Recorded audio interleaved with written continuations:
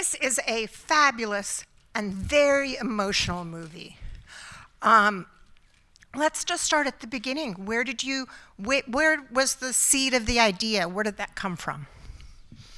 I think, so when I returned to my desk and to that white page waiting for me there, staring at me back like, what are you going to put on here? In the beginning, I was really blocked making a second film. I feel like it was a very different process from writing a first one. Was the first one you wrote it on spec on the fly, or no? I felt like it was more intuitively. I was less aware of the outside world looking along, Right. I would say. And I was reading a lot, and all of a sudden I stumbled upon a book called Deep Secrets by a New York psychologist who actually spent 5 years in the lives of 150 boys. That's pretty amazing, right? That is very amazing. And at the age of 13, she asked them to talk about their male friendships. And what is incredibly beautiful is that when you read these testimonies, it's really like they talk about love stories. Like, their language is so tender, so loving. They really describe each other as the most important person in their lives. And they don't self-edit. And they don't self-edit. To this person, to this psychologist, they talk very openly about that love. It's not at all the narrative of Lord of the Flies that sometimes we get presented with boys. Right. But at the age of 16, 17, 18, she re-asks these boys these same questions, and you just feel how they don't dare to speak with that vocabulary anymore when it comes about speaking of each other. And it's like they have understood in the meantime that emotional connection is not something that is desired for them. And wow, that's just so mind-blowing and true. yeah, and I think that when I read that really deeply impacted me. Because I also had the feeling that from a young age, I really started to fear intimacy in my friendships. And of course, when you're young, you think you're the only one feeling certain things. And I also thought that it was very linked to my queer experience growing up. But then when I read all these testimonies of these boys, it made me realize that it isn't about sexuality. It is about masculinity. And it's about being a young man growing up and understanding that in this world, masculinity is so often linked to virility and to being independent, emotionally more restrained with emotions. Not crying. Not crying is one of them. Right. And that intimacy is not something that you can find in a friendship with another young man. And I feel like we live in this society where men are told that if they want to find intimacy, that the only place that they can look for it is it actually in sexual relationships. And that is something that I really wanted to unpack, and I wanted to showcase a friendship on screen that we so rarely get presented, an intimate, sensual one, but then also show what the loss of that tenderness and the loss of that connection does to us.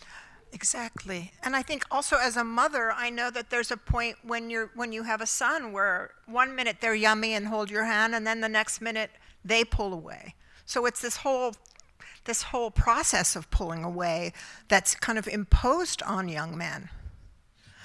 Well, I think it's about,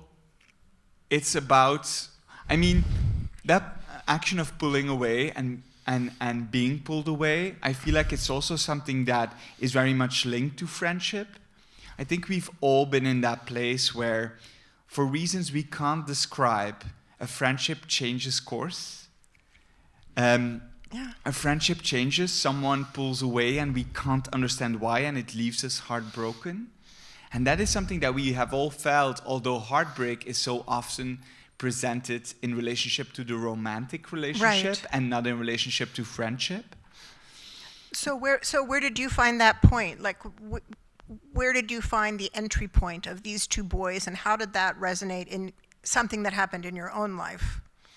That's two very different questions. Whichever one you want to go, I think I realized I had been Leo and I had been Remi. But what I mainly realized is that all those other boys on that playground around me that I thought didn't feel those pressures of masculinity in the same way I did, that actually was not true at all. They were all feeling those pressures. They were all going through the world feeling those expectations. I mean, not only boys, also girls, right, and everyone who doesn't identify as either of those. But I think that the body that we're born in this society so often comes with a set of rules, and we all have to try to live up to them, and it's incredibly conflictuous. I think I realized what the structure of the film would be when I realized it was about two boys clinging to one another as hard as they could, and about a society tearing them apart. And I think I realized that the dramaturgy of this film was one in two pieces.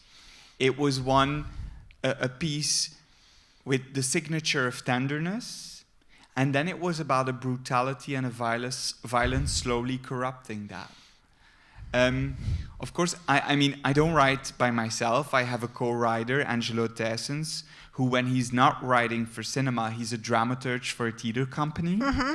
And so he's someone who very much thinks in structure, in the idea of how do we convey what we want to say through the art of cinema and through the art of dramaturgy. And so we, for a very long time, look for the shape and try to rephrase what it is exactly we want the audience to feel. And in this case, we wanted to have a first part that would never last long enough, that we have to say goodbye to somewhere in the middle of that film. And that's, I mean, when you look at the early scenes, it's so yummy. Like that I don't think I'll ever be able to. I love that you use yummy. Yeah.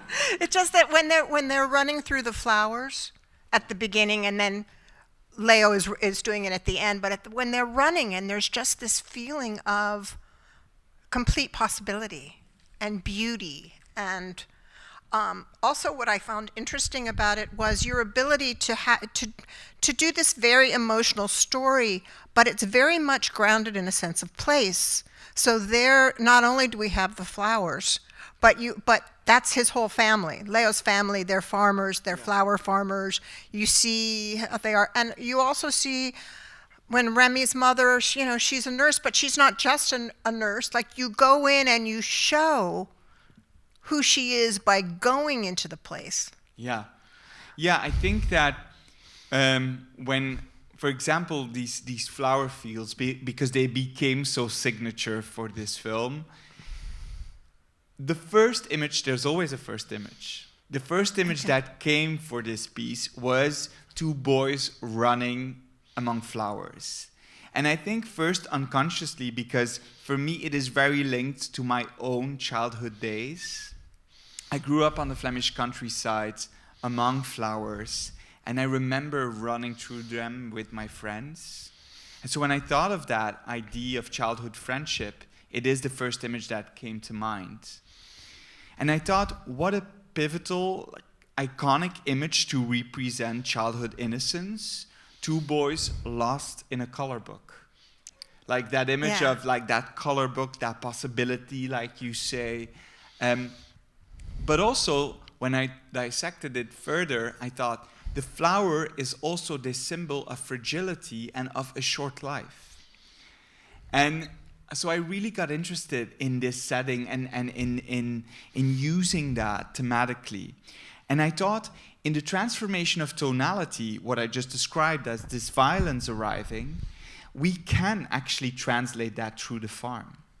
Because when these machines arrive, with the sounds, with the brutality, and they cut these flowers from the fields, all of a sudden, that colorful world disappears and becomes this earth, this brown, changes tonality as the film does.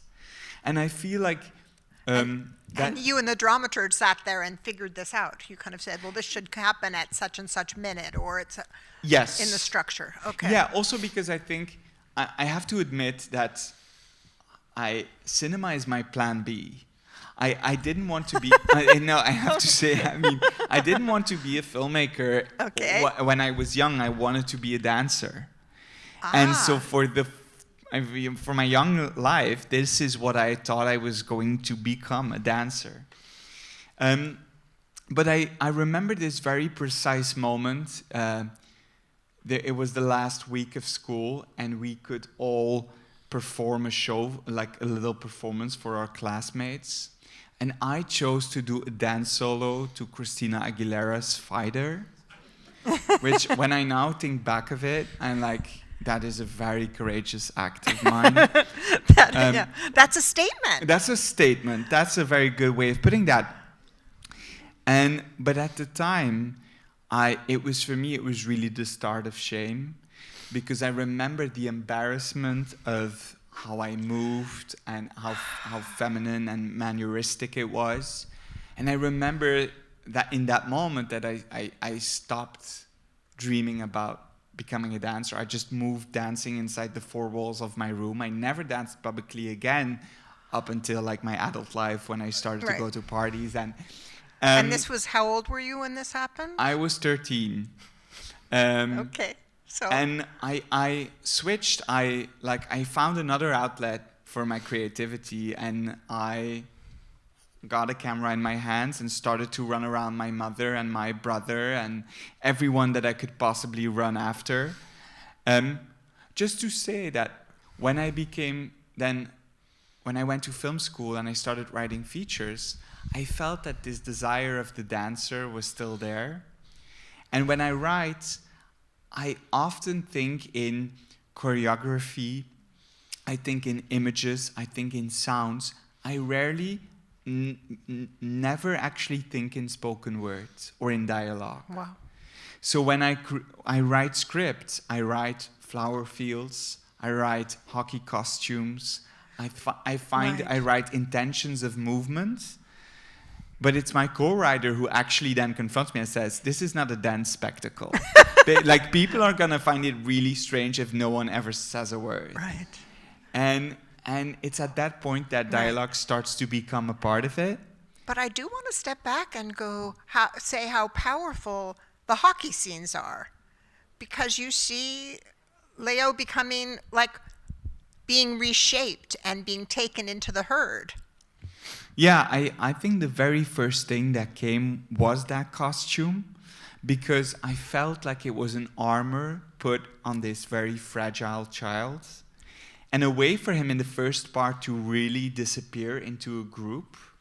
All of a sudden, when you see him standing there by the side, he disappears in this flock of blackbirds, which is always something I write in the script, and production always gets it out, like flock of blackbirds in the sky.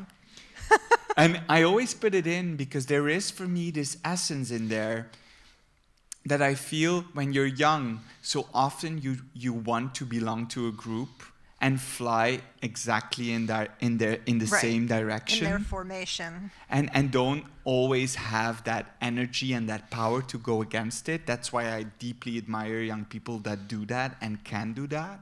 I was not one of them. And so I felt like that armor and having that character disappear in that group was really something important for the first part, where this young boy wants to belong to many rather than to one. Right.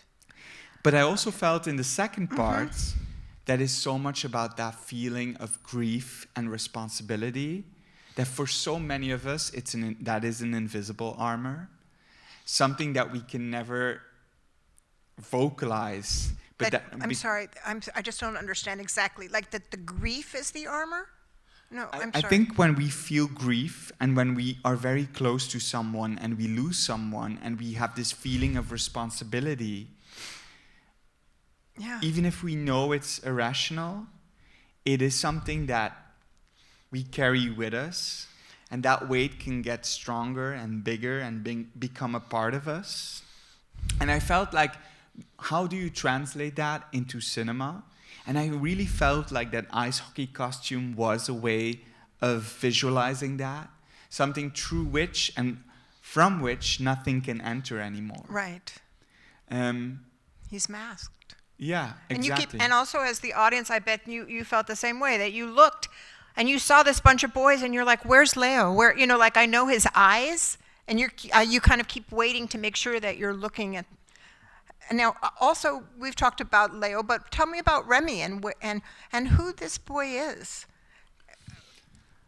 I think it was for us this boy who is being pushed away.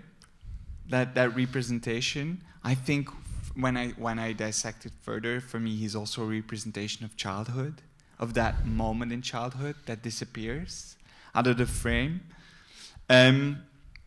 He's an overthinker. He's someone who's very much in his mind. And I think somehow in there it was really important for us also to speak about mental health. And I feel like through the character of Remi, we were able to address that topic. Which is very fraught and is very contemporary right now. I mean, not that people have not this whole idea of teen suicide. Yeah. There are you know a number of movies this year in the Contender series that's like The Sun and After Sun, and there's a lot of grief. Yeah.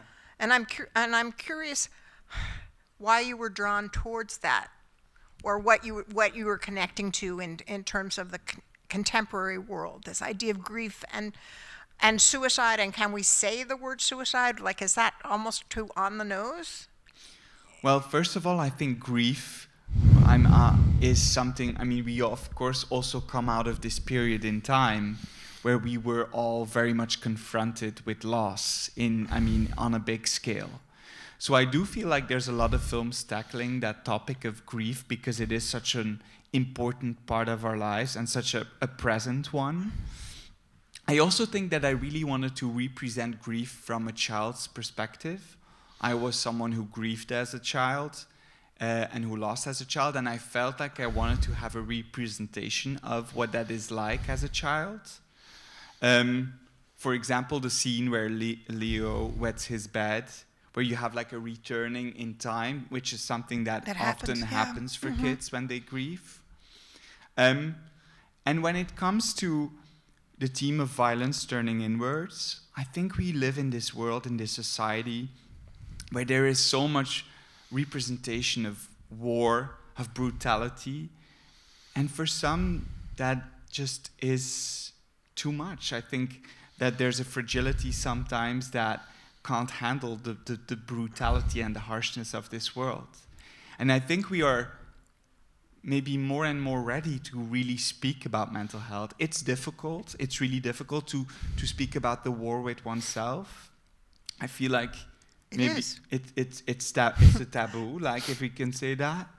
But and also when you speak out, it's like when you danced at 13 to Christina Aguilera. Yeah. If you stand in front of a stage like this and you start talking about mental health, and then you go, well, in my family this happened and that happened, and then the whole audience kind of goes, whoa. Like, you know, where are we going? It's a lot. And yet I think audiences want to see emotional stories that take on something like that, or that make you feel deeply. I feel like emotional connection is incredibly important, not only to the other, but also to oneself. And if we lose that, if we deprive young human beings in this case from that, there's incredibly harsh consequences to it. Sometimes, I mean, whatever they may be. And of course, we often want to represent being young as a moment of possibility and desire, and it is for many. Yeah. But it's also important, I feel, to talk about those young people for whom the shadows are bigger, stronger, darker. And maybe also as an invitation to open up that conversation. To discuss it. And what I was confronted with, and that was really, I mean, an incredible realization, is when you then open up that conversation, you're confronted actually with how many people indirectly are affected by it, have been in contact with it. Have been, and intergenerationally, that it goes Yeah. back and back, and the inability to talk about it is, what they say now is that, because I've been studying it, my life's work, grief, but with children, what you're not supposed to say, if they say, I want to kill myself, or I feel suicidal, or life isn't worth it, as a parent, you feel like you're supposed to go, oh, no. You have a great life. You're okay. Everything's going to be fine. And you don't allow children like this to say that there's something wrong. And now they say you're supposed to address it. You're supposed to say, if you're feeling suicidal, you're supposed to say, well, tell me more. I feel like with parents, it's recently it has become so important for me to see parents also as children of other parents. And I feel like, so we are all trying to find vocabulary and language and trying to do our best in this world. That's really something that I strongly believe in. And having that generosity for characters of parents also in our films has been incredibly important to us. Because finding language, finding vocabulary is something that we all try to do as we go through this world. We go to school and we learn so much about mathematics and Latin in my case, and France, but there's only such a little part focused on the language of the interior, on the language of emotion. Empathy. Yes. There's nothing. It just isn't part of the curriculum. And I feel it's important. I do really feel like it's incredibly important to stimulate that communication and that relationship. I agree. I want to just ask you one before we kind of close out. Let's talk for a minute just about these specific boys, and these actors, and how you found them, cast them, and set them free to make these incredible performances. I mean, it's when you write a script and you realize you need two boys at that very precise moment between childhood and adolescence, because it lasts very shortly, you know that it's like finding needles in a haystack. Thank you. I didn't know that word, haystack. Haystack, yeah. I was like, ooh. I saw that coming. Yes, thank you. And so I went to all the schools together with a friend of mine who was our child coach on set and who's also a psychologist with kids. And we went to all schools and we went looking for boys who wanted to do castings for cinema. And we met many very talented, intelligent boys. And I think in the end we saw over 580 of them during the summer, the year before we shot. And Gustav, who plays Remi, was one of the boys we found in that way, who immediately struck us like this mystery and this face. The dimple. Yeah, exactly. And then somehow life sometimes happens in strange ways, but I was taking a train from Antwerp to Ghent. I was listening to music, and all of a sudden I look next to me, and this blonde young angel is sitting next to me, talking to his friends, very expressive. And I thought, wow, this really is an incredibly special young human being. I'm going to regret if I don't go up to him and ask him to do a casting. But I was also a bit nervous. You're like nervous that, I'm going to go up to some kid and I'm an adult. Yeah, okay. Yeah, I felt that. I felt that. I was like, this is going to be incredibly creepy. But I'm going to just immediately introduce myself. His friends were there. We have already made a film, so I had some leverage to fall back on. Right. Like, they Googled me and saw the photo of the face that was standing in before them. He has great friends, by the way. And his mother read the script and allowed him to come to our castings. And from the very first moment, I felt like he came in and he was just like, I'm going to nail this. And that attitude that he had to him of like, I'm going to do this, and was incredibly special to see. And between them, from the moment they met, there was this chemistry that really we understood that the horizontal collaboration between them would be possible. And then I worked with them for 6 months.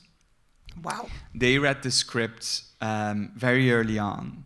We talked about the themes of friendship. We talked about the themes of masculinity.